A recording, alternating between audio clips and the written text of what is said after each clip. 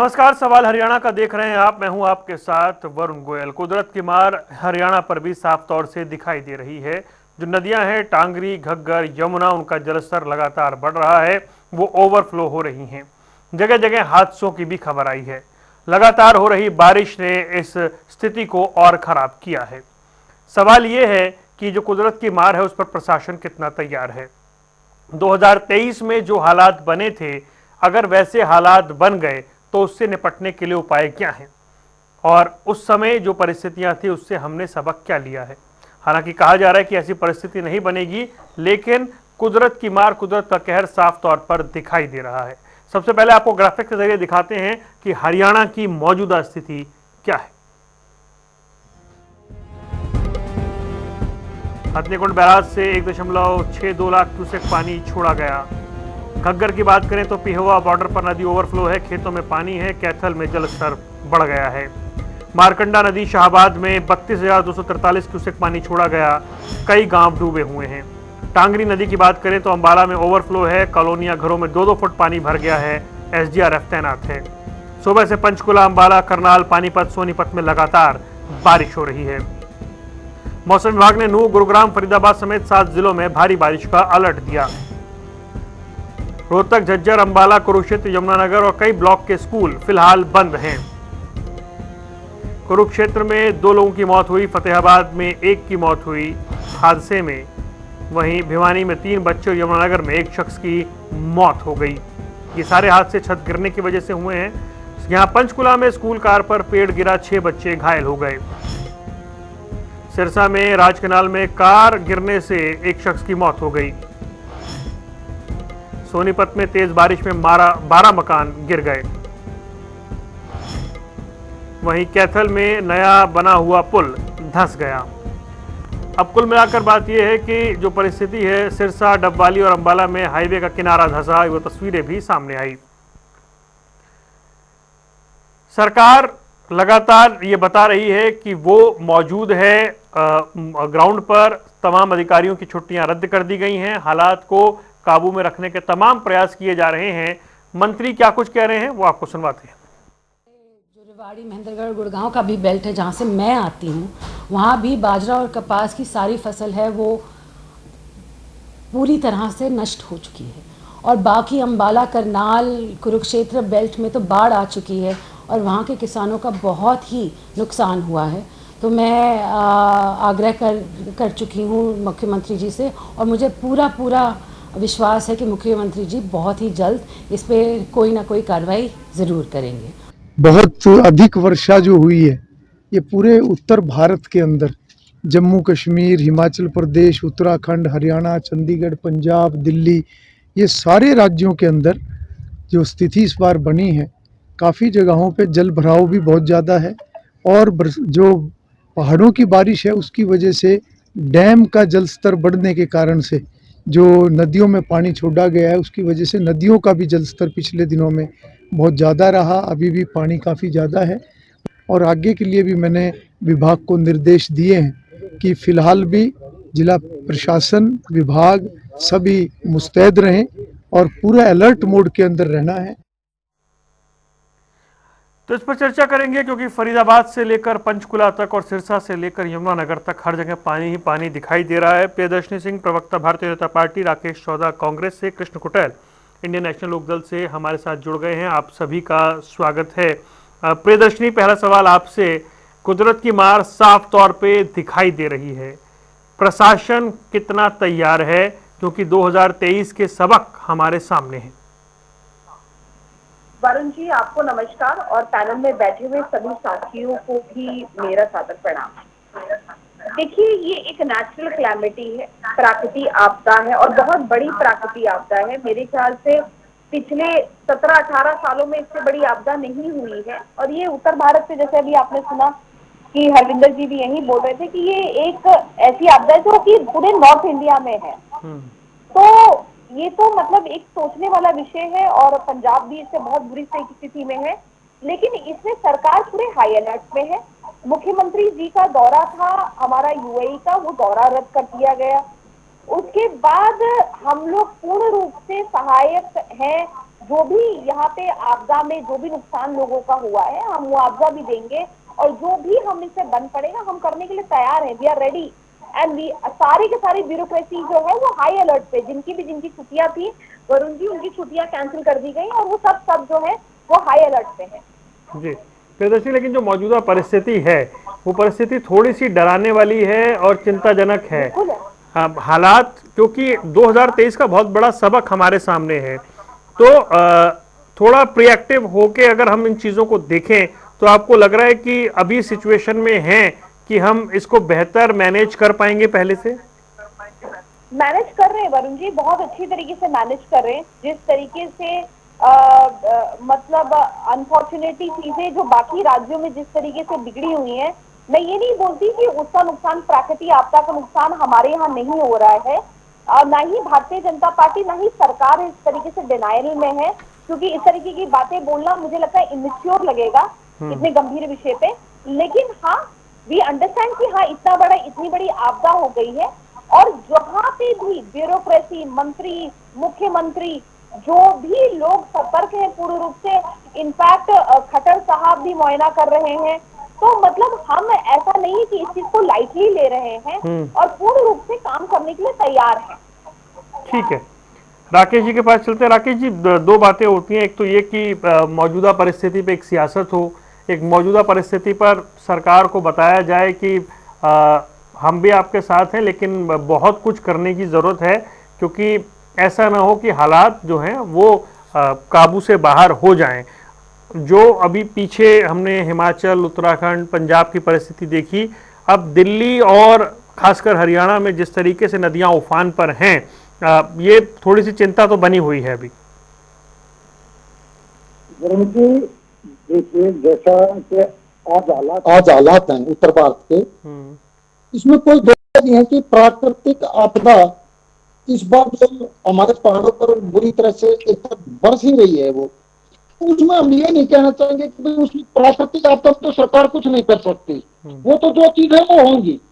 लेकिन कई ऐसी चीजें हैं, कई ऐसे सवाल हैं जो उठते हैं कि भाई चलो हम एक चीज मान लेते हैं कि भाई नदियों में तो प्राकृतिक आपदा की वजह से दिक्कत है, हालांकि वहां भी कुछ दिक्कतें हैं, क्योंकि हम बिल्कुल यमुना किनारे रहते हैं, मेरा गांव बिल्कुल यमुना के किनारे है सोनीपत में, हमें पता है दिक्कतें, सरकार ने गलतियां क्या की है।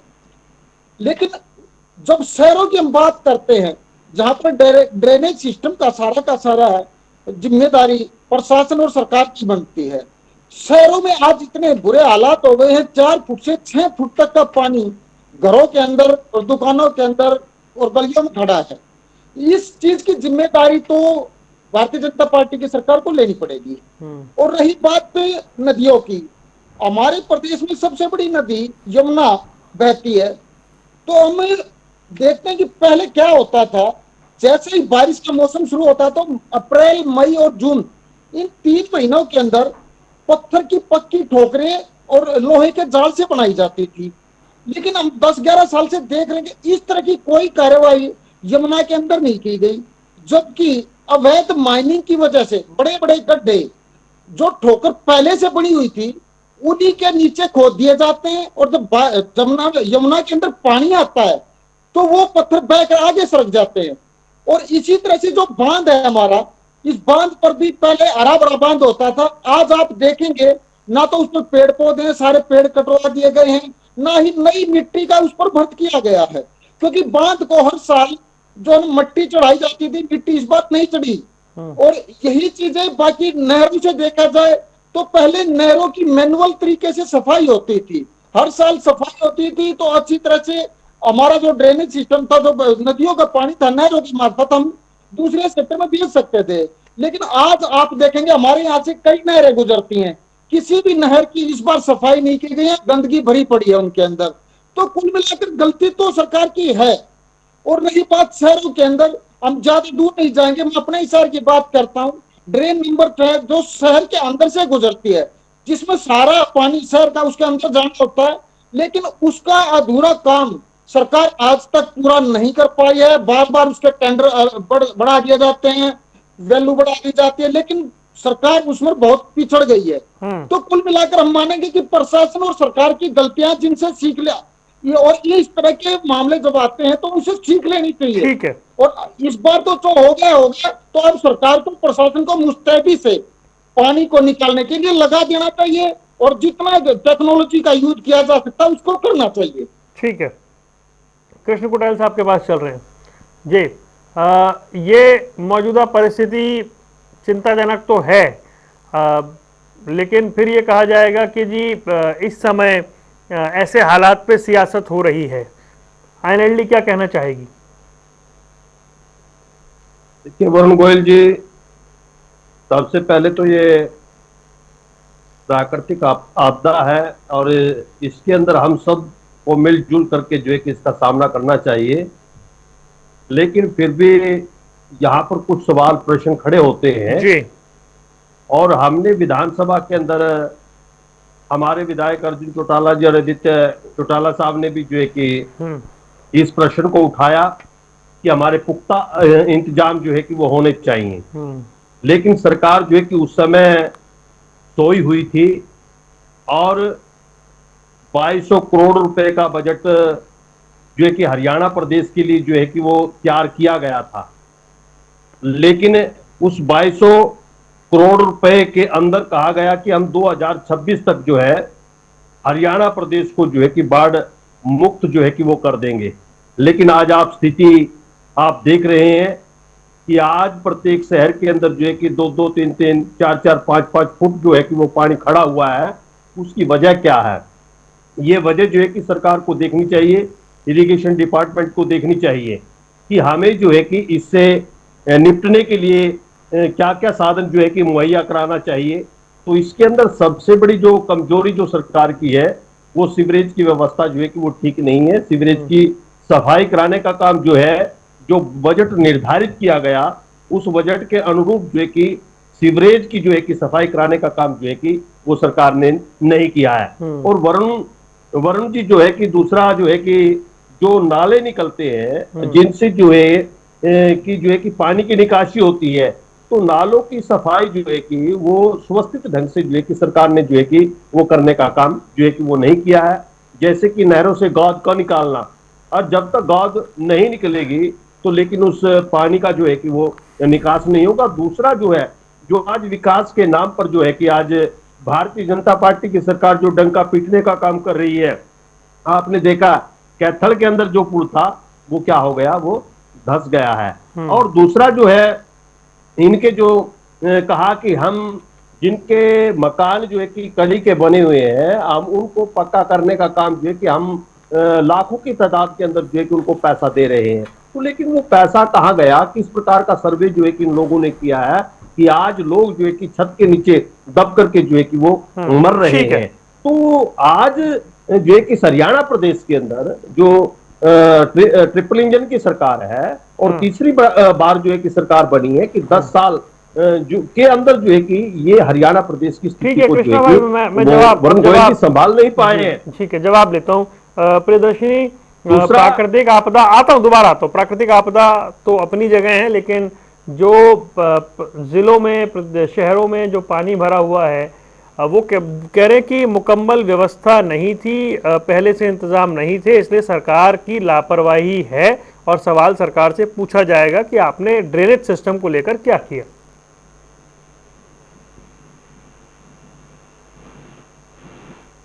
प्रियदर्शनी, आपका ऑडियो नहीं आ रहा, देखिए म्यूट तो नहीं है कहीं? म्यूट हो रहा है। आवाज आ रही है? जी बोलिए। मुझे लगता है वरुण जी कि पहली बात तो विपक्ष को यहाँ पे कहीं ना कहीं बड़ा दिल रखने की जरूरत है। आपदा में अवसर ना ढूंढे, आपदा को आपदा की तरह ले और पूर्ण रूप से हमें सहयोग करें, पहली बात।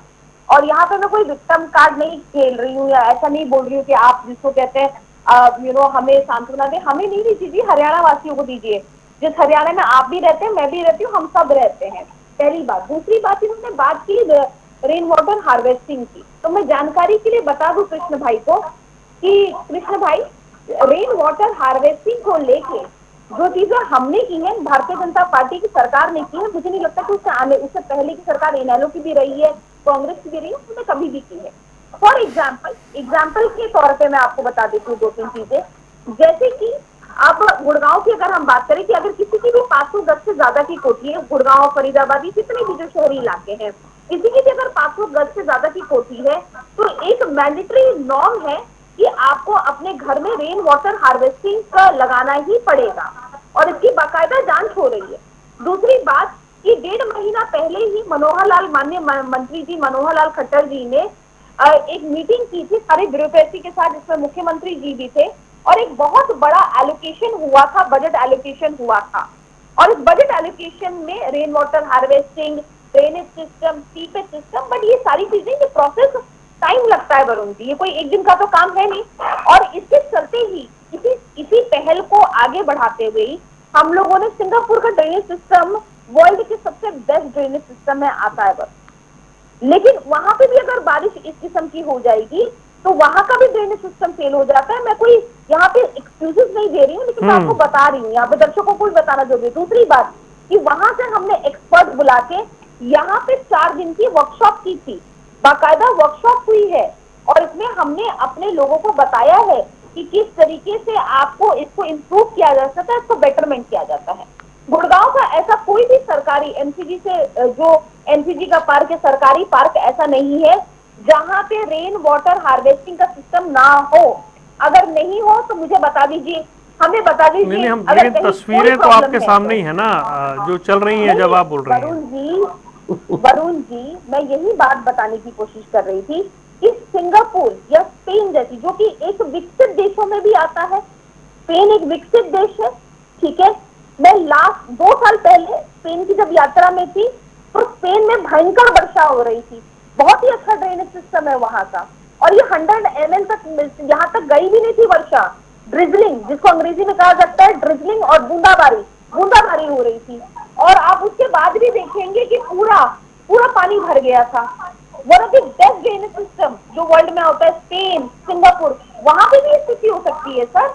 मैं कोई यहाँ पे जस्टिफिकेशन नहीं दे रही हूँ, लेकिन कोई भी चीज को, प्रोसेस को इम्प्लीमेंट करने में समय लगता है। यहाँ पे एक बड़ी मजेदार बात मैं आपको और बताना चाहती हूँ, ये जो ड्रेनेज सिस्टम गुड़गांव और फरीदाबाद का जो खराब हुआ है, इसका क्या कारण है, ये हमें जड़ को समझना बहुत जरूरी है।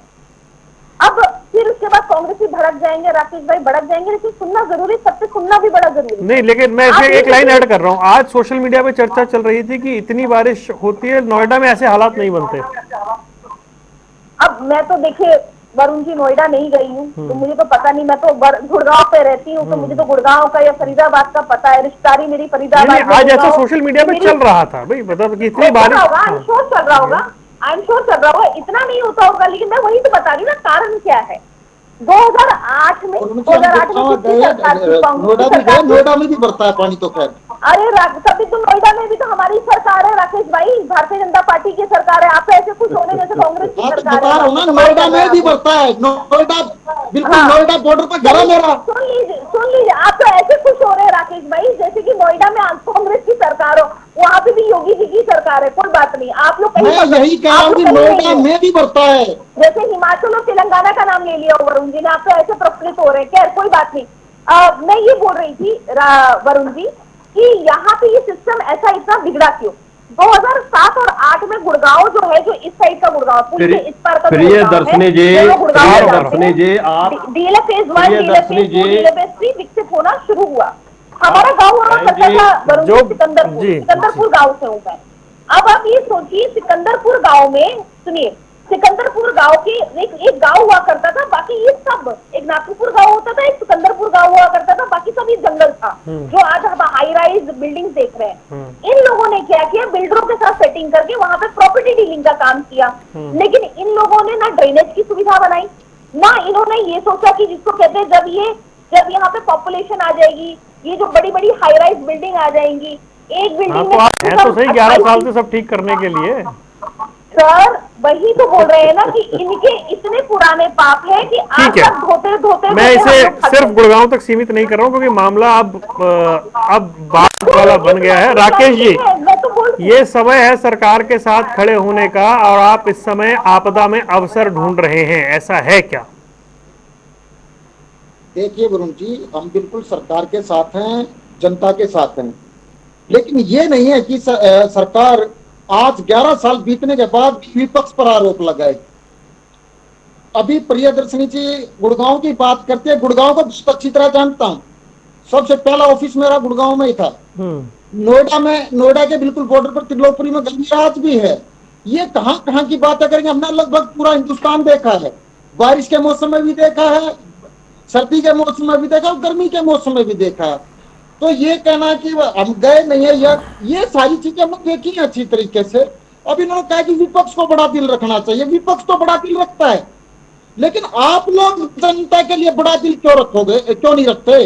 क्योंकि आपको पूरी सरकार को पहले ही आगाह कर दिया गया था इस बार जो विभाग के द्वारा कि इस बार बारिश अंदाजे से ज्यादा हो सकती है। तो प्रशासन और सरकार ने उस तरीके की तैयारियां क्यों नहीं की? मैं आपको सोनीपत का उदाहरण दिया, गुड़गांव को मैं अपनी आंखों के सामने बसता देखा। जिस सिकंदरपुर की बात करते हो गांव था, मैं उसको देखा है उसी टाइम से। गुड़गांव के अंदर यह स्थिति कब पैदा हुई? जब हमारी सरकार थी, हमारे टाइम जितना कंट्रोल उसका हमने किया, लेकिन उसके बाद 11 साल से भारतीय जनता पार्टी की सरकार है और अभी अपनी जिम्मेदारी से पीछे हटने का काम करती है। बस अड्डे का अलॉटमेंट, गुड़गांव बस अड्डे की बात करें तो गुड़गांव बस अड्डा बनने के लिए काफी बढ़िया सिस्टम तैयार किया गया था, स्ट्रक्चर तैयार किया गया था, टेंडर भी होने थे, लेकिन इन लोगों ने अपने फायदे के लिए सिर्फ अपनी बिल्डिंग्स पर ध्यान दिया, अपने कार्यालयों पर ध्यान दिया, गुड़गांव के इंफ्रास्ट्रक्चर पर बिल्कुल कोई ध्यान नहीं दिया। माता मंदिर की तरफ आप किसी भी मौसम में चले जाओ, हल्की फुल्की बारिश होगी तो गंदगी हो जाती है। तो इन लोग देखो, इनको जिम्मेदारी लेनी पड़ेगी, क्योंकि बातों से काम नहीं चलेगा। अब ये ड्रेनेज सिस्टम पर टाइम लगता है, 11 साल हो गए, तो 11 साल के बाद भी ये कहते हैं कि इनको क्या 110 साल का ये क्या आपको 11 साल कम नहीं होते, बहुत लंबा समय होता है। जल्दी से कृष्ण कुटेल के पास चल रहे हैं, एक मिनट, ठीक है, के अंदर ठीक है, कृष्ण कुटेल के पास चल रहे हैं। कृष्ण कुटेल, बातचीत यहीं से शुरू हुई थी कि भाई ठीक है, आपदा है, बाढ़ है, भयंकर बारिश हो रही है, ऐसी बारिश बहुत समय बाद देखी गई है, मतलब कि ऐसे, तो उस समय सरकार के साथ हैं, सरकार ये बता रही है कि मंत्री बिल्कुल फील्ड में हैं, अधिकारियों की छुट्टियां रद्द कर दी गई हैं, किसी को भी अपना हेडक्वार्टर छोड़ने, बिना परमिशन हेडक्वार्टर छोड़ने की इजाजत नहीं है और सरकार प्रोएक्टिव मोड में काम कर रही है। लेकिन मौसम की मार ऐसी है कि कई बार इंतजाम नाकाफी हो जाते हैं, तो क्या वही स्थिति है? देखिए वरुण जी, अभी बहन प्रियदर्शनी जी ने जो है कि वाटर हार्ड वेस्टिंग स्ट्रक्चर की बात की है, तो लेकिन दूसरा इस हरियाणा प्रदेश के अंदर आप मुझे ये बताएं कि भी आपने कंपलसरी कहां पर किया हुआ है, क्या उसको लागू किया हुआ है, क्या नहीं किया हुआ है? क्योंकि आज जो है कि चाहे आप कॉलोनियों की बात लें, कहीं की बात लें यहाँ पर, लेकिन जो hard water wasting system structure जो है कि वो पूर्ण रूप से जो है कि वो लागू ना करने का काम जो है कि सरकार के अंदर हो रहा है। दूसरा जो है कि जो बूस्टिंग स्टेशन है, वो बूस्टिंग स्टेशन जो है कि पूर्ण रूप से जो है कि वो काम को नहीं कर रहे हैं। बारिश तो जो है कि अन्य प्रदेशों में भी होती है, और बहन जी ने जो है कि सिंगापुर की बात की, अभी हम सिंगापुर से लेकर के जो है कि इस प्रकार से जो है कि ये करना चाहते हैं। आप बॉम्बे के अंदर चले जाइए, बॉम्बे के अंदर बरसात जो है कि यहाँ से ज्यादा बरसात होती है, लेकिन 1.5 घंटे के बाद वहां पर पानी खड़ा हुआ नहीं मिलेगा आपको, क्योंकि वहां का जो बूस्टिंग जो स्टेशन जो है उनका काम करने का जो तरीका है, और जो वाटर हार्ड वेस्टिंग स्ट्रक्चर जो है वो पूर्ण रूप से जो है कि वो काम करते हैं। तो प्रियदर्शनी जी जो है कि यहाँ पर सरकार को जो है, सरकार का जो सिस्टम है, वो सरकार का सिस्टम, आपने कहा कि भाई 2200 करोड़ रुपए है, 20 अरब रुपए खर्च करने का जो है कि आप लोगों ने जो है कि काम को किया है। तो आप बता दीजिए मुझे कहां पर आपने इतने पैसे खर्च करने का जो है कि वो काम किया। मानते हैं आपदा है, इस आपदा के अंदर जो है कि हमें जो है कि लोगों के साथ, जनता के साथ जो है कि खड़ा होकर के काम करना चाहिए। आज आरती राव जी भी बोल रही थी कि भी ना फसलें खराब हुई हैं, और जो है कि पूरा हरियाणा के अंदर जो है कि जो जल भराव की स्थिति है। दूसरा हरविंद्र कल्याण जी भी जो है कि बोल रहे थे, उन्होंने भी आज जब यमुना का दौरा किया है, लेकिन मैं खुद उसके गांव का ही रहने वाला हूं, मेरे गांव से ही हरविंद्र कल्याण जी है, अच्छी तरह से जानता हूं। लेकिन जब हम जीटी रोड से, आप मेरे को दूसरी डिबेट में भी थे आप, और जब हम जीटी रोड से कुटेल के अंदर एंट्री करते हैं तो वहीं पर जल भराव की स्थिति बनी हुई है, तो वहीं पर वहां का ही सिस्टम नहीं है। तो ये एक दिखावटी बातें करना और घूमना भी हम एक्टिव मोड के अंदर है, ये कर रहे हैं, वो कर रहे हैं कि जो 2200 करोड़ रुपए का बजट आप लोगों ने तैयार किया है वो कहां पर खर्च करने का काम किया आप लोगों ने, आपके अधिकारियों ने अंत में जल्दी से जो है कि खाने का प्रियदर्शनी आप भी उन लोगों के साथ जो है कि मिलकर के जो है कि अपोजिशन तो सवाल पूछेगा भी और सवाल उठाएगा भी कि व्यवस्थाएं जो हैं वो उतनी नहीं दिख रही हैं। भले ही हम ये तस्वीरें भी दिखा रहे हैं कि मंत्री अधिकारी ग्राउंड पर मौजूद हैं, लगातार मीटिंग भी हो रही है, राउंड द क्लॉक मॉनिटरिंग भी हो रही है, लेकिन परिस्थिति जो है वो मौजूदा ये बता रही है कि हालात खराब है। देखिए, ये तो नेचुरल क्लैमिटी है, प्राकृतिक आपदा में ये अवसर ढूंढ रहे हैं। ये तो मुझे बड़ी मुझे मतलब कहते दुख की बात है। ये कोई तरीका नहीं है। आप दुख में तो इस तरीके से मत करिए। यहाँ पे तो हरियाणा वासियों के साथ खड़े हुए, मैं तो दोनों प्रवक्ताओं को यही बोलूंगी, बड़ा दिल रखिए और यहाँ पे सरकार का साथ दीजिए। ये सब इशू राजनीतिक इशू पे रखिए। यहाँ पे जनता के साथ आप लोग जुड़े हुए हैं, जनता के साथ आप लोग जहाँ जुड़े हुए हैं, आप लोग अगर इस किस्म की चीजें कर रही हैं, इस किस्म के काम कर रहे हैं, तो मुझे लगता है कि इससे अच्छा नहीं लग रहा है। मैं बताऊं तो आप ये समझिए कि जिसको कहते हैं जो इन लोगों ने किया है, इनको ये समझने की जरूरत है कि इनके सरकारों में क्या काम हुए हैं। और ये तो कांग्रेस का मैं देखिए वरुण जी, ऐसा नहीं है कि मुझे कुछ चिड़े कांग्रेस से, कांग्रेस उल्टा चोर कोतवाल को डांटे प्रियदर्शनी जी, आप तो वो बात मुझे करते कोई हैं। प्रॉब्लम नहीं है, लेकिन प्रॉब्लम ये है कि ये सब इनका वैसे आपको प्रॉब्लम होगी भी तो हमारा बिगाड़ कर लेंगे आप। नहीं, अरे ये बात नहीं, ऐसे नहीं कॉलोनी की बातें कर रहे थे। आपको प्रॉब्लम नहीं है फिर किस चीज की जरूरत है? आप अपनी जिम्मेदारियों से पीछे क्या काम करते हैं, जो अपनी जिम्मेदारियों को नहीं लेते। विपक्ष आपको साथ देने वास्ते का तैयार होता है, लेकिन आप भी तो विपक्ष का साथ देने के लायक आप लोग लायक ही नहीं हो। आपका ठीक है, हरियाणा पंजाब से कोई लेना देना नहीं है। ठीक है राकेश भाई, समय हो गया है। हम लगातार इस विषय पर बात कर रहे हैं, इसी विषय पर चर्चा कर रहे हैं पिछले 2 दिन से, क्योंकि ये हालात जो हैं, एक तो आपदा ऐसी है, ऊपर से जब किसी किसान की फसल खराब होती है तो बड़ी तकलीफ की बात होती है। हालांकि ये उम्मीद करनी चाहिए कि जो किसान हैं उनकी परेशानी जल्द ही दूर होगी, और किस जगह पर किस जिले में कैसे हालात हैं उससे लगातार हम आपको रूबरू भी करा रहे हैं। फिलहाल आप तीनों मेहमानों का जुड़ने के लिए बहुत बहुत शुक्रिया।